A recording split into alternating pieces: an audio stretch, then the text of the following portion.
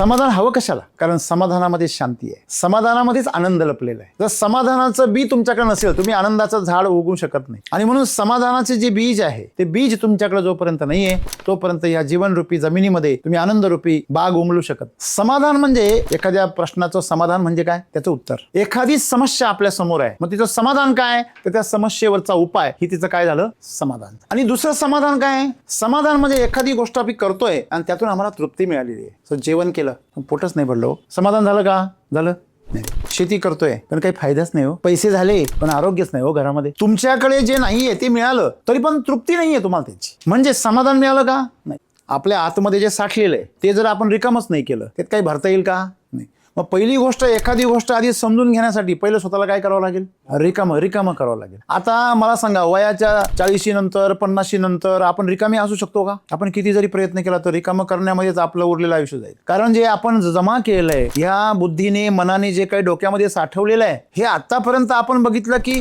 या पृथ्वीवरच्या सर्व समुद्रावरच्या वाळूपैकी एका कणा एवढं पण नाही येते जे आम्ही डोक्यात साठवून ठेवलेलं आहे. तरी पण आमचं त्या वाळूच्या कणावर जास्त विश्वास आहे, या पृथ्वीवर नाही. म्हणजे आमच्या मनामध्ये प्रश्न का निर्माण होतात? कारण आम्ही अगोदर जे साठवून ठेवलंय आणि आता जे आम्हाला मिळतंय या दोघांमध्ये काहीतरी संघर्ष होतोय. अगोदर वेगळंच आम्ही समजत होतो ना आता इथं वेगळंच सांगताय. आम्ही असं का नाही करत की आम्ही पहिलं शांतपणे ग्रहण करू? गाय कशी करते? घास सगळा खाऊन घेते आणि शांत बसून रवंत करते, त्याला चिंतन असं म्हणतात. आपल्या कानांनी शांतपणे तेव्हाच ऐकलं जाईल जेव्हा मधला मेंदू शांत असेल.